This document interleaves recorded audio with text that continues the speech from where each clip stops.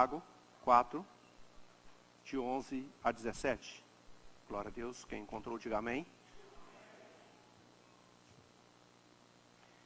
Irmãos, não faleis mal uns dos outros.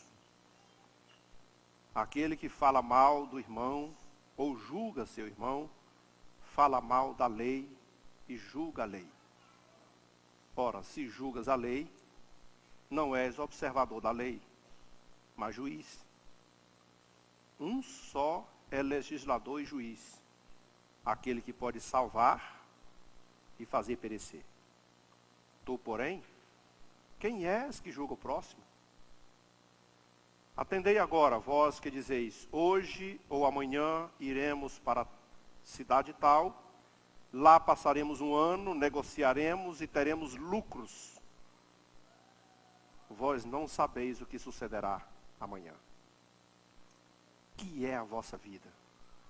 Sois apenas como uma neblina que aparece por um instante e logo se dissipa. Em vez disso, devias dizer, se o Senhor quiser. Não só viveremos, como também faremos isso ou aquilo. Agora, entretanto, vos jactais das vossas arrogantes pretensões. Toda jactância semelhante a essa é maligna. Portanto, aquele que sabe que deve fazer o bem e não faz, nisso está pecando. Bom, queridos, no capítulo 3 da carta de Tiago, ele falou sobre a língua. No capítulo 4, sobre as contendas. No capítulo 5, ele ainda tem uma expressão, não fale mal um do outro.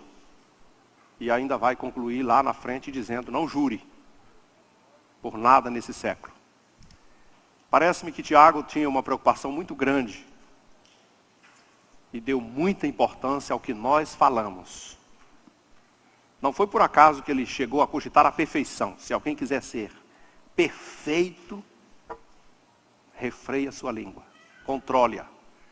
É mais fácil controlar um jumento, um burro, um animal irracional, como um cavalo, muitas vezes mais forte que você. É mais fácil sustentar esse animal do que sustentar a própria língua.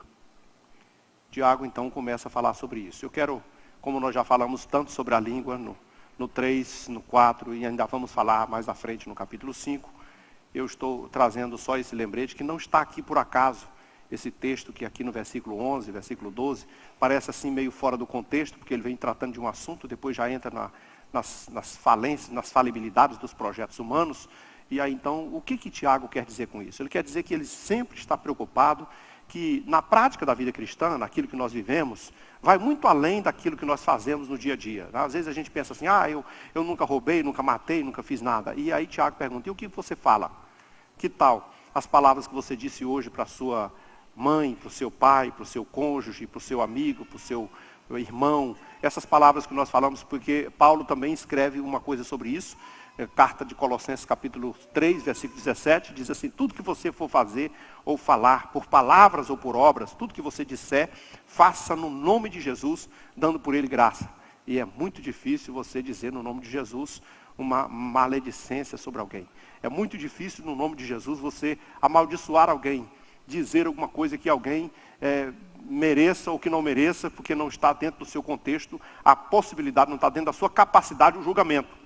E por isso Tiago está sempre nos policiando com relação à nossa palavra. Mas hoje eu quero me deter um pouco mais sobre a questão da dependência de Deus.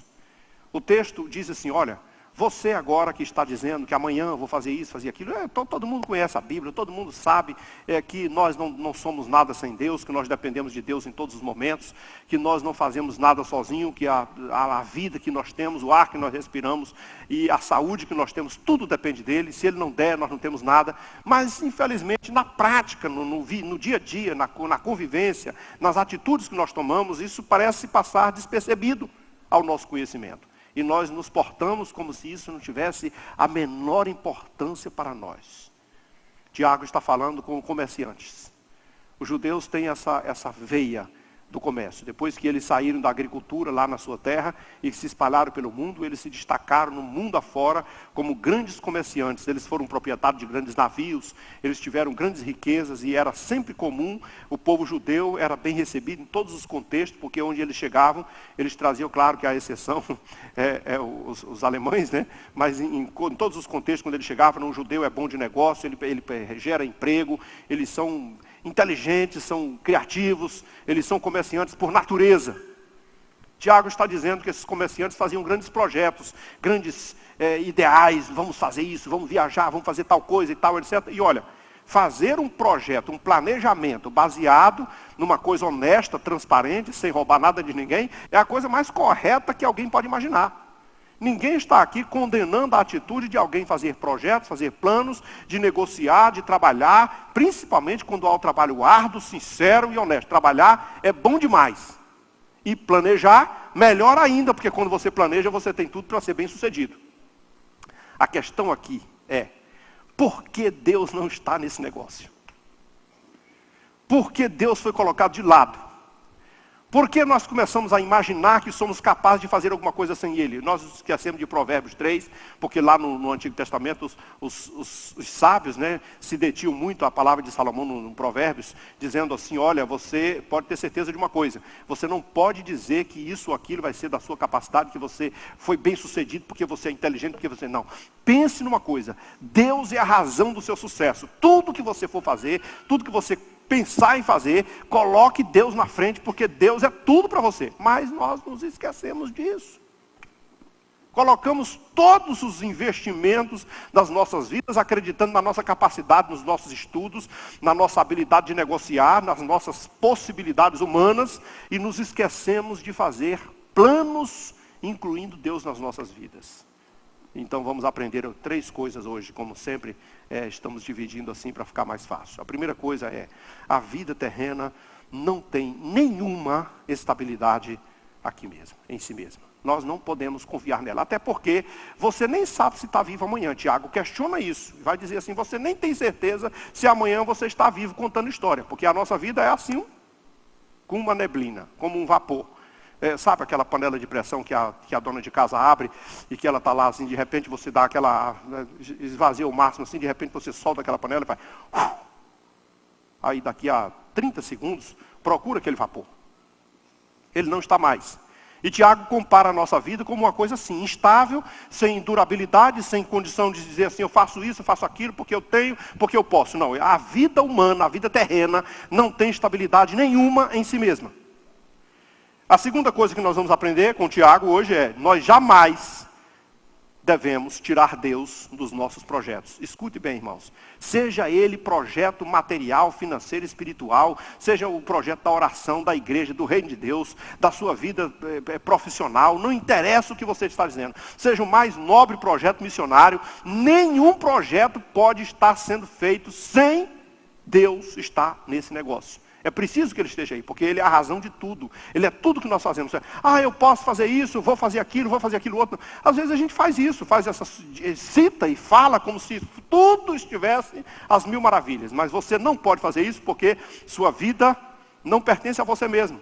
Você não é dono de si mesmo. Você não tem condição de fazer projetos a longo prazo, porque você precisa de Deus. Não tire Deus dos seus negócios. Não tire Deus dos seus projetos. Não tire Deus de tudo aquilo que você... Nós tiramos Deus, irmãos.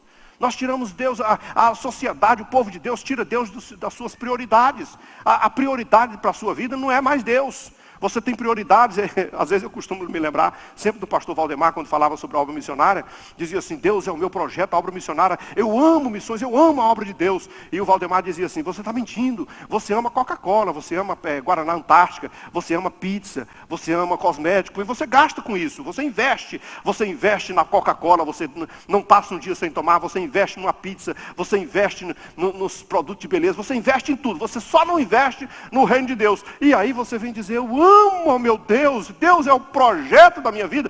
Aí Valdemar muito duramente dizia assim, mentira sua, me prova, eu te provo, você que você está mentindo.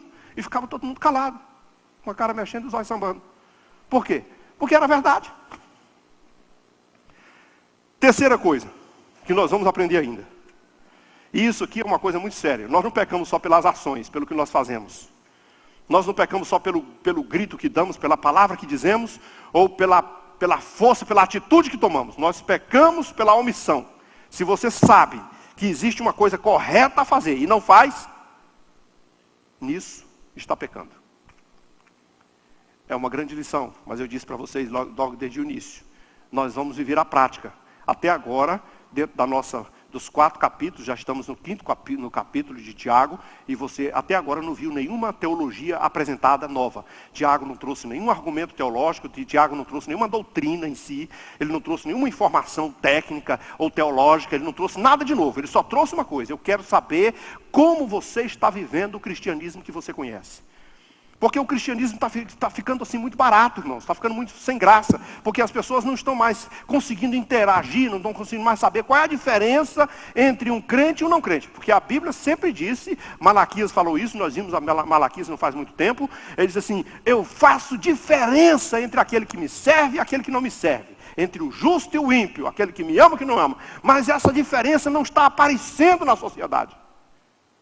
Porque as nossas características estão muito semelhantes. Paulo falou assim: não vos conformeis com esse mundo. Conformar significa entrar na mesma forma, ficar parecido, se tornar igual, tomar a forma. Ele diz: não se conforme com esse mundo, não fique parecido com ele. Renove, transforme e cresça espiritualmente, mas não imite o mundo. Mas parece que essas coisas não conseguem chegar no raciocínio de todos os cristãos. Então Tiago começa com essa seguinte lição: você não pode confiar na vida. A vida, por mais saudável que seja, e você sabe disso porque você deve ter conhecido gente saudável, forte, duro, parecia um touro, gigante, que você dizia assim: um sujeito desse aí, ele aguenta meio mundo de problema, pode acontecer o que for com ele, nada vai destruir uma pessoa dessa, uma criatura imbatível. Mas de repente você ficou sabendo no outro dia: olha, fulano não está mais aqui entre nós, ele já faleceu, já foi embora, e infelizmente nós só vamos ter que sepultá-lo. Olha como é a vida. Jesus também falou sobre isso. Ele disse numa parábola que certo homem um dia avaliou as suas colheitas e foi dar uma olhada na sua fazenda e descobriu uma coisa: minha colheita esse ano será recorde. Eu nunca fiz uma colheita tão abençoada como essa. Ou seja, eu não sei nem onde vou colocar os meus cereais. Eu tenho tanto cereal que não cabe no meu paiol.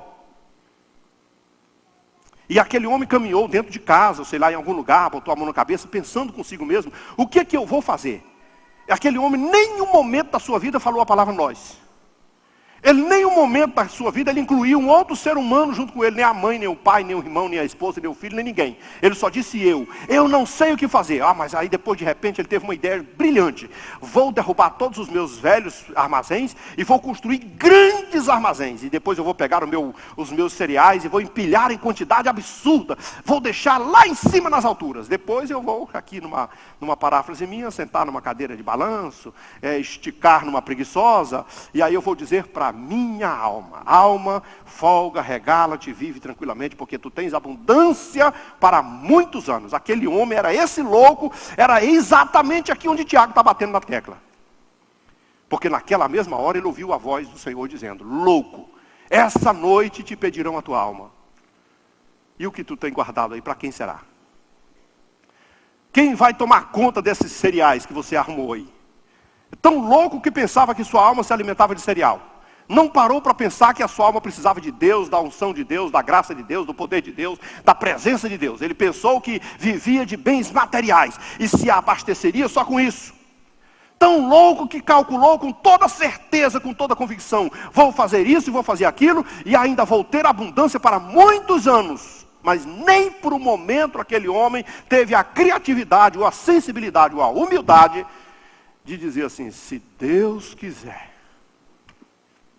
Ele pensou que era totalmente auto-independente. Ele sabia e podia e acontecia. E olha, a vida terrena não tem estabilidade. Você não pode contar com o dia de amanhã, pois nós somos tão passageiros como a neblina. Todos nós aqui na nossa região, e principalmente aqui no Gama, né, nós temos muito costume com a neblina.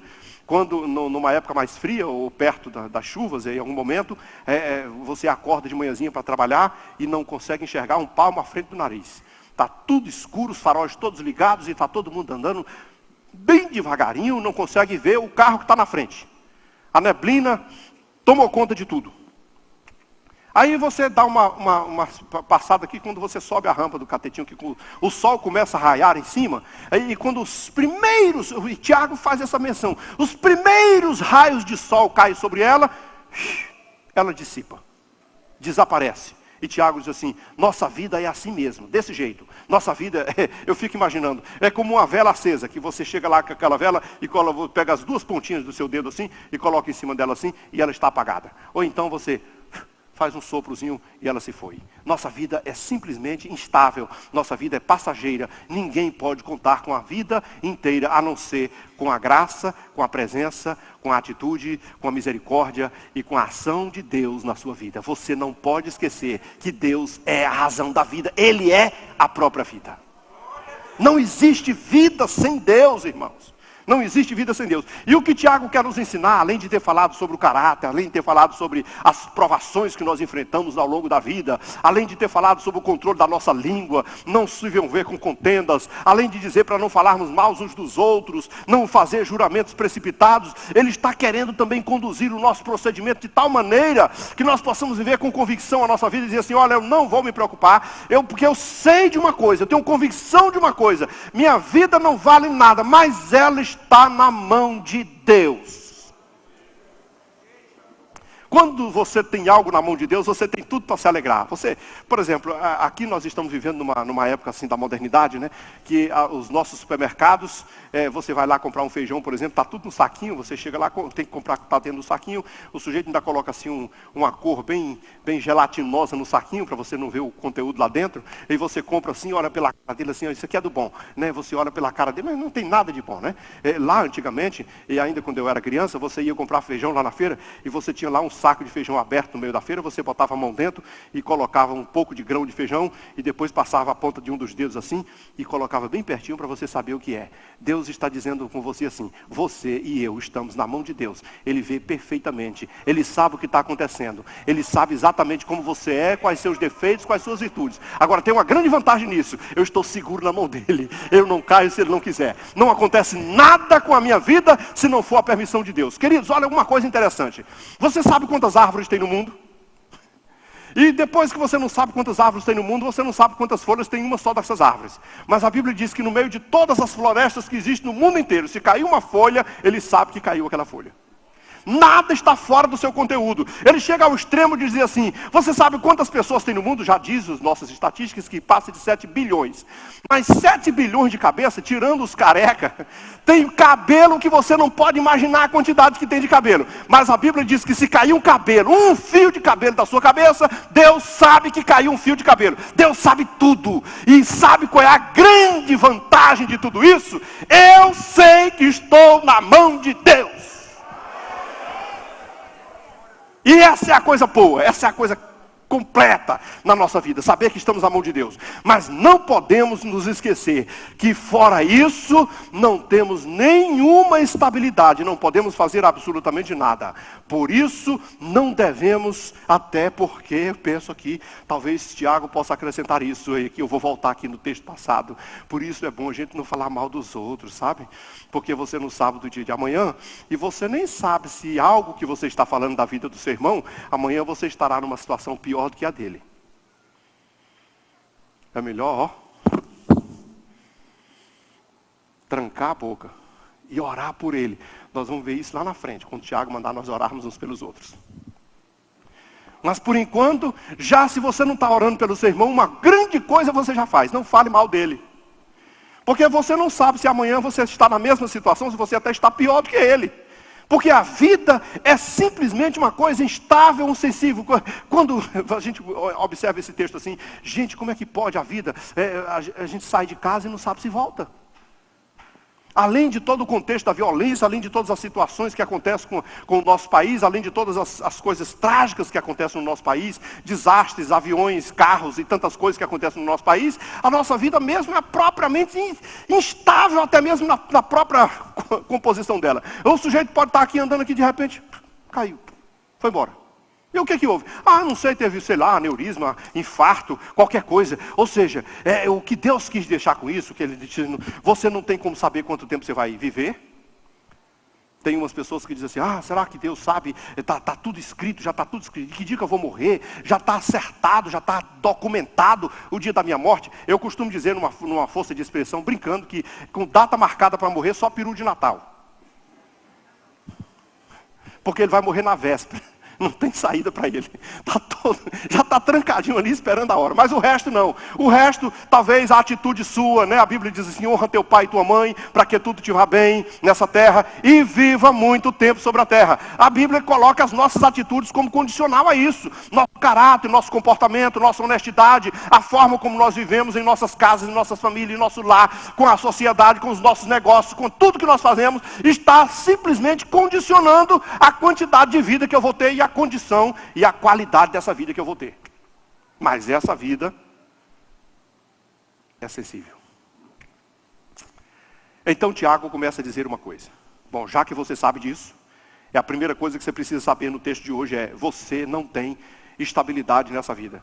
Essa história de, eu passei no concurso. É por isso que às vezes nós precisamos alimentar a ideia, sabe? De ser mais missionários, né? Porque quando nós fazemos missão, a gente fala o seguinte, olha, eu posso até não viver muito, mas eu fiz a vontade de Deus e eu sei que o Senhor tem recompensas para quem fez a sua vontade. Mas às vezes nós fazemos investimento, aplicamos em nossos filhos, vai passar no concurso, vai ser isso, vai ser aquilo, porque vai ser engenheiro, vai ser aquela coisa toda, e faz um investimento dos maiores do mundo. Mas você não sabe se vai viver.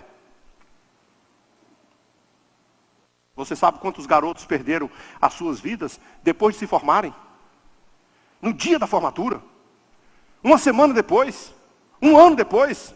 Ora, mas ele gastou tanto, ele investiu tanto, ele tinha um futuro pela frente, mas não tem. Porque só existe um futuro garantido, meu irmão. A vida eterna em Cristo Jesus. Não tem outro. Aí, para essa vida terrena aqui, você tem que saber uma coisa. Qualquer que for o seu investimento e qualquer que for a sua estabilidade aqui, é passageira. Vamos imaginar um cara que viveu muito. Vamos colocar uma vida bem longa nos nossos atuais contextos. A nossa estatística aí, estão dizendo que até com uma certa vantagem agora, que a nossa probabilidade de vida agora passou para 75 anos e meio. Mas vamos botar 100, né? Porque tem uns caras mais saudáveis, né? Tem aqueles que se cuidam mais. Vamos botar 100 anos. Mas 100 anos demora quanto? Quando você pensa que não acabou os 100 anos. Agora, 100 anos perto da vida eterna não é nem um milésimo de segundo. Onde você está fazendo seus investimentos? Nessa vida de 100 anos ou na vida eterna? Onde você está apostando o seu futuro? Onde você está acreditando que vai ser o bom para você? Nesse passageiro momento, como uma neblina? Como o vapor de uma panela de pressão? Como a erva que está no campo hoje, amanhã você nem se lembra mais do lugar onde ela estava? Então vamos lá. Segunda coisa, não tire Deus dos seus projetos. Porque só Deus sabe se viveremos ou se morreremos. Só Deus sabe. E sabe de uma coisa interessante? Ele não contou para ninguém. Ainda tem esse detalhe. Ele sabe e não contou. Até porque a gente nem tem preparo para isso, né? Se você souber, às vezes a gente toma conhecimento, por exemplo, de uma pessoa que está saudável, normal, e de repente ele chega lá no médico, o médico fala assim, olha, você está com uma doença terminal. No outro dia ele já está de cama. Ele estava trabalhando, fazendo tudo normalmente, estava tudo certo, mas se ele disse assim, você vai morrer, a sua vida está... Pode até ser que não morra, mas se ele disser assim, você tem uma doença terminal, você está nos últimos anos, no outro dia ele já não se levanta de casa, porque é um fator psicológico também. E Deus, sabendo de tudo isso, que foi Ele que nos fez, conhece todos os detalhes, Ele não trouxe nenhuma revelação, dizer, fulano, você vai viver até o dia tanto, de 2000, tanto de 2000. Não, Ele não disse nada para você. Ele só disse uma coisa, cuida bem da sua vida, vigia bem a sua vida, faz o melhor que você puder na sua vida, porque ela é passageira. Vai ser assim, como se você estivesse passando uma chuva, como se você estivesse numa pequena jornada. Você não pode fazer muita coisa, só tem uma coisa que você precisa saber. Ela está na mão de Deus e só Deus sabe o que vai acontecer com você amanhã. Ele também sabe o que você vai fazer que dá certo e o que você vai fazer que não dá certo. É aqui onde Tiago entra dizendo assim, você devia perguntar para ele. Você devia pelo menos submeter à vontade dele. Senhor, se o Senhor quiser, eu vou fazer isso, vou fazer aquilo, viver isso, viver aquilo. Porque eu sei que o Senhor sabe o melhor, Ele conhece tudo. Olha, na nossa velha experiência de pai, né? Vamos imaginar um pai que tem um pouco mais de 50 anos, ele já viveu um pouquinho mais do que o filho que tem 18, né? Mas você já percebeu que o filho de 18 anos, ele tem todas aquelas ideias assim, mirabolantes, ele se acha o cara, né? Quando ele é criancinha de 3 anos, 5 anos, 7 anos, o pai é o maior herói do mundo. Aí quando ele fica adolescente, ele acha que ele é o herói e o pai já não está mais com nada. Ele é professor do pai agora. Ele pensa que o pai precisa pegar umas aulas com ele, porque ele agora já é um cara. Porque eu estou moderno, eu sou informatizado, tenho isso, tenho aquilo, ele já pensa que sabe tudo. Aí o pai que sabe, que o pai nem se preocupa com isso, vê o andamento dele, o desespero dele e os pedidos que ele faz. E de vez em quando o pai diz assim, não vou dar isso para você não, que isso aí vai ser uma arma para você. Né? Quantos pais comparam motocicletas novas, né? Aquelas coisonas bonitonas, cheias de coisa. E o garoto saiu, ele era rico, tinha condições, saiu por aí todo esnobando, mas a motocicleta o levou. Por isso que nós somos orientados por Deus assim. Tiago falou assim, quando você for pedir alguma coisa para Deus, peça segundo a sua vontade. Porque Deus sabe o que é bom para você. Porque Deus conhece o que é melhor para você. E se você, por exemplo, imagine que uma criança de 3 anos de idade não vai chegar perto da cozinha, onde a mãe está cozinhando, e falar assim, mãe, deixa eu brincar com essa faca amolada, essa faca grande da senhora cortar carne, eu achei tão legal, deixa eu brincar com ela. Olha, a mãe pode ser a mais louca do mundo, mas não dará essa faca para a criança, porque sabe que essa criança pode matar a si mesma e matar qualquer pessoa, ou pelo menos causar um dano terrível. Ela não vai dar isso, ainda que a criança chore, birre, faça todos os imploros, mas a mãe vai dizer, não pode, porque isso aqui não pode ser brinquedo para você. Quantas vezes você já pediu a Deus, eu quero, eu preciso, e Deus está dizendo, não, calma, não é a hora, não é o momento, ou então não vou dar mesmo, porque não é bom para você, porque Deus sabe o que é bom para você. Agora tem uma coisa que ele diz assim, se você, que é mau, sabe dar coisas boas para o seu filho, imagine o nosso pai. Algum filho já pediu um ovo e o pai lhe deu no lugar um escorpião?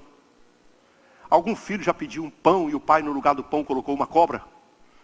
Ele faz essa comparação, Jesus faz essa comparação. Não vai fazer isso. Por quê? Porque ele sabe o que é bom para você. E mais interessante, ele sabe a hora que é bom para você. Quantas pessoas pediram para passar em concursos? E entra um ano e não passa, entra no outro e não passa, e chora e não passa, e diz, Deus não está me atendendo, e vai acontecer. E Deus às vezes não vai dar, porque não vai ser uma bênção para ele. Na hora certa, ele sabe. Deus tem controle de tudo. E você não pode tirar Deus dos seus projetos, porque só Ele sabe o que vai dar certo e o que vai dar errado na sua vida. Pensar diferente disso é jactância. Ele diz assim, mas você na sua jactância, no seu orgulho, na sua presunção, achar que você sabe tudo sozinho, nessa sua jactância você diz assim, mas eu posso, eu quero. Olha, na sua ostentação. É a ostentação, é orgulho. Você achar que dá conta de fazer sozinho. Quantas vezes você fez uma oração ao Senhor durante esse ano, dizendo assim, Senhor, eu submeto a minha vontade, o meu trabalho, minha profissão, meus negócios, meus interesses, meus projetos, os meus estudos, o que eu quero fazer da minha vida, o comércio, né? Como os judeus tinham os comércios mirabolantes, já colocou isso na frente, na presença de Deus, na direção de Deus, já submeteu isso ao plano de Deus, aquilo que Deus tem como objetivo e alvo para você? Ou você apenas está brigando consigo mesmo e com Deus e se esqueceu de colocá-lo em primeiro lugar? Se esqueceu de dizer que Deus é prioridade na sua vida. Jesus ensinou assim, buscai primeiro o reino de Deus e a sua justiça, e todas as outras coisas vos serão acrescentadas. Então ele disse, olha, você nem precisa ficar pedindo por pão, feijão, arroz, carne, roupa, calçado e teto para morar. Ele não vai deixar você passar fome, ele não vai deixar você passar necessidade, não vai deixar você dormir descoberto, não vai deixar você andar nu, porque ele sabe do que você precisa. Agora ele sabe que você precisa de uma coisa mais importante. Busque o reino de Deus na sua vida, busque a justiça de Deus na sua vida, busque a graça de Deus na sua vida, busque o Espírito de Deus para a sua vida, coloque Deus como prioridade no seu coração, e você vai ser muito feliz, porque Deus é tudo.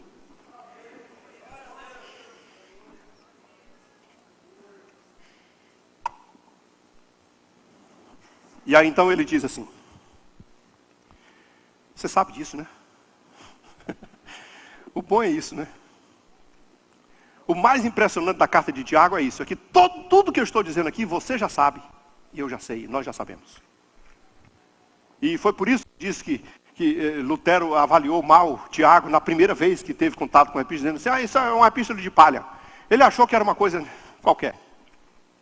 Ele se retratou depois. Ele se retratou nos seus escritos. Ele chegou à conclusão, não é porque Tiago não estava preocupado com doutrina, Tiago não queria realmente trazer nenhuma informação nova. O que Tiago queria trazer era ética, procedimento, vida cristã, na prática, o dia a dia, o que você é como servo de Deus. Era isso que Tiago queria fazer. Ele quer dizer assim, olha, eu não vou ensinar nenhum mandamento novo, não vou trazer nenhuma doutrina nova, porque Jesus também não se preocupou com isso. Você se lembra que Jesus, o Sermão da Montanha, por exemplo, se você pegar o Sermão da Montanha, o sermão famoso, nós já fizemos série sobre o Sermão da Montanha, você vai perceber que o Sermão da Montanha é Jesus interpretando a Bíblia. Ouviste o que foi dito lá pelos antigos, não matarás, não furtarás, não adulterarás, jejum, oração, tudo que Jesus explicou, tudo. Usando a Bíblia que tinha na sua mão, que era a lei e os profetas. Um dos discípulos, uma vez, chamou a sua atenção e disse, mestre, dá-nos um mandamento novo. Um teu mandamento, uma coisa tua, assim, tirada assim da lavra, assim, da inspiração, tua, teu próprio projeto. E Jesus, na hora, não deu resposta. Mas um dia, já nos finalzinhos da sua partida, Jesus disse assim, novo mandamento vos dou. Irmão, eu tenho a impressão que nessa hora deve ter parado tudo, deve ter, se caísse uma pena no chão, todo mundo escutava. Novo. Silêncio bateu. Ficou todo mundo atento para saber qual era o novo mandamento que Jesus estava dando. Aí Jesus vai lá eu suponho, né? Que ele vai lá para o começo da Bíblia, os 10 mandamentos, e diz assim, amai-vos uns aos outros, assim como eu vos amei. Aí eu fico fazendo uma pergunta, sempre me pergunto, o que tem de novo nesse mandamento, meu irmão? Amai a Deus acima de todas as coisas, de toda a tua força, de todo o teu coração, toda a tua alma e com todo o teu entendimento. E amai o teu próximo como a ti mesmo. O mandamento é esse, está lá nos 10 mandamentos, uma das coisas bem antigas. Tinha alguma coisa nova nisso aí? Tinha. Só uma coisa. Eu sou o exemplo agora. Eu quero que você ame, mas agora não é mais com tua força, com teu entendimento, não, agora eu quero que você ame como modelo. É do jeitinho que eu amei você. O que foi que eu fiz para provar que amei você? Te amei quando você era pecador. Te amei quando você era traidor. Te amei quando você não me amava. Te amei quando você me traiu. Te amei quando você não me obedecia. Te amei quando você nem me conhecia. Te amei e morri por você. Essa é uma lição das mais impressionantes, porque Tiago sabia disso, Jesus sabia disso, e eu e você sabemos disso. Não tem nenhuma novidade na carta de Tiago, e nem na mensagem da Escritura Sagrada. A gente está pregando aqui, eu não sei quantas vezes eu já fiz a série de Tiago, para lá, para cá, e Deus sempre tem uma coisa nova para trazer para nós, mas o desafio é baseado na mesma informação que está escrito no texto sagrado. Todo mundo já sabe. Então, por que estamos falando sobre isso? Porque a gente não pratica. Aí é obrigado a ficar batendo na tecla. Batendo. Insistindo. E lembrando. Até alguém pensar, como eu falei um dia desse do pregador que pregou, o pastor assumiu a igreja, pregou um mês inteiro, 5 sermões, 4 sermões, do mesma coisa, o mesmo sermão, o mesmo. Todo domingo a mesma mensagem, até alguém dizia assim, pastor, mas o senhor tem outra mensagem para pregar? Graças a Deus. É que a mensagem é muito boa, mas o senhor tem outras. Ah, claro, tenho, com certeza. E o senhor vai pregar, por certo, o senhor vai pregar essa mensagem. Sim, vou pregar. Quando? Você já está vivendo essa? Já está praticando essa mensagem? Ou você só está naquela onda, mas que mensagem, que coisa linda, perfeita, foi Deus.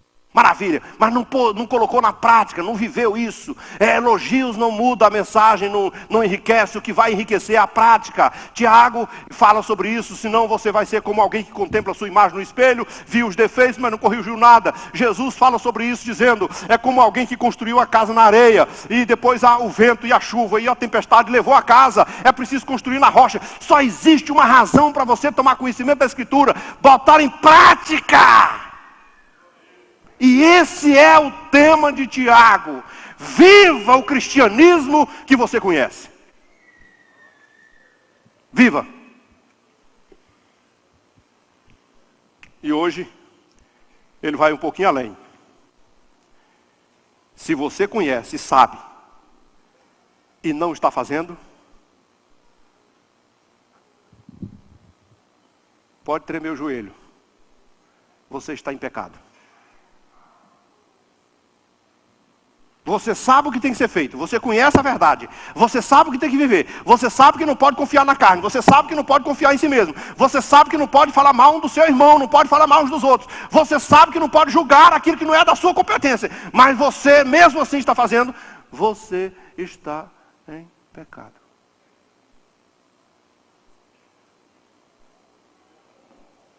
Todos nós sabemos disso, mas nos portamos como se isso não valesse absolutamente nada. Às vezes eu fico observando.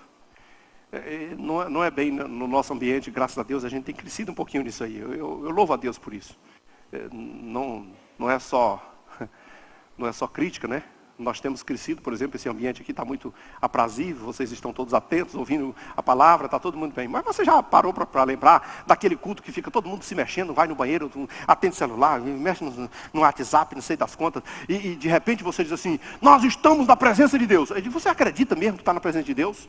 Porque parece que não dá para acreditar não, que você está na presença de Deus. Porque na presença de Deus sem nenhuma reverência, na presença de Deus sem nenhuma adoração, na presença de Deus sem nenhum fervor espiritual, sem nenhum sentimento espiritual, você não acredita no que está dizendo. Porque Tiago está dizendo assim, se você sabe que tem que fazer uma coisa e não está fazendo, você está pecando. É preciso viver esse cristianismo na íntegra. E aí você descobre que o cristianismo não é só oba-oba. Não é só reteté. Não é só cânticos e palmas e rodopios, louvores altos, baterias batendo bem forte, bom, bah, bah, bah, bah. Não é só isso. O cristianismo é algo muito racional, onde você assimila e diz, preciso viver de maneira tal, como disse Paulo aos Romanos, que não dê escândalo, nem a grego, nem a judeu, e muito menos a igreja de Deus. É para viver justa e sobriamente, com os pés no chão, estável, e vivendo um cristianismo digno de ser observado, apreciado e imitado. Alguém tem que olhar para você e dizer assim, vou imitar isso aí. É coisa boa. Por quê? É uma atitude. Sabe que Tiago vai às vezes as palavras são contundentes, são profundas.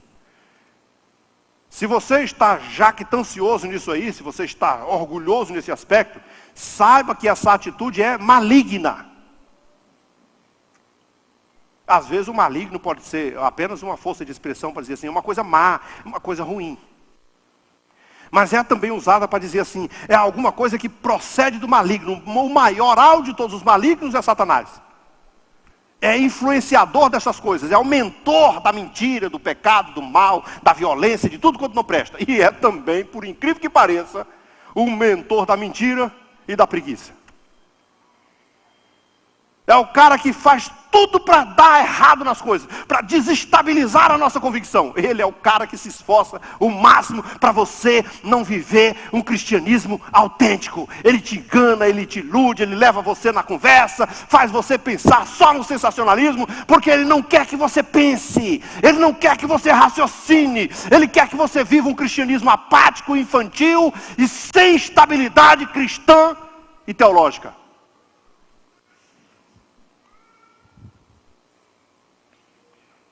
E hoje você está aprendendo. Viver esse tipo de cristianismo é pecado. Se você é um cristão e conhece a voz de Deus, reverencie-o e viva de tal forma que o nome do Senhor seja glorificado por meio da sua vida.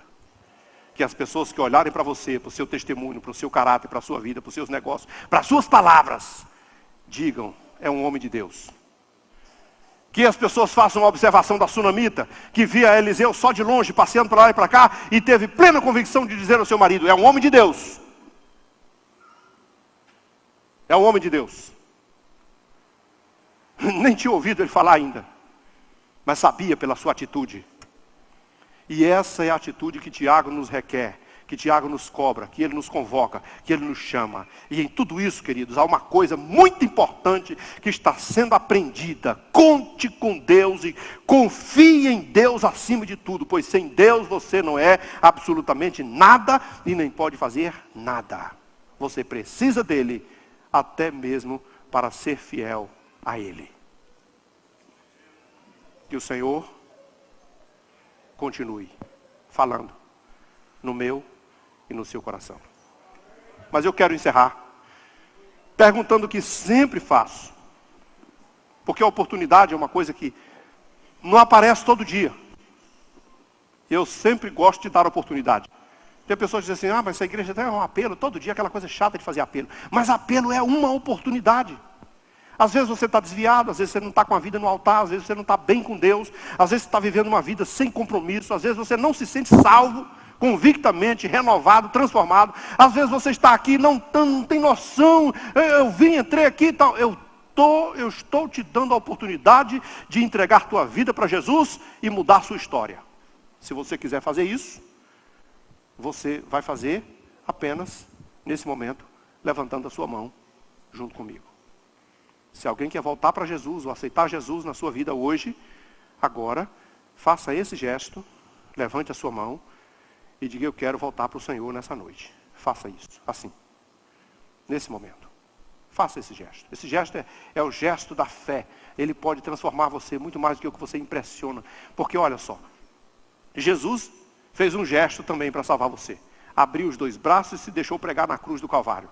Debaixo de muito sofrimento, depois de uma quarentena de açoite e uma coroa de espinho. E hoje, para reconhecer todos os seus valores, toda a sua graça, toda a sua misericórdia, você só faz assim, levante a sua mão e diz, Jesus Cristo é o meu Senhor. Tem alguém nessa noite que deseja fazer essa decisão? Faça assim com a mão. Eu estou convidando todos para ficarmos em pé, nós vamos encerrar nos próximos minutos. E que a graça de nosso Senhor e Salvador Jesus Cristo, e o amor de Deus, o nosso Pai, e a comunhão e as consolações do Espírito Santo, seja com todo esse povo e com todo o povo de Deus sobre a terra, desde agora e para todos sempre, que todos digam amém. Deus abençoe a todos os irmãos, boa semana para todos.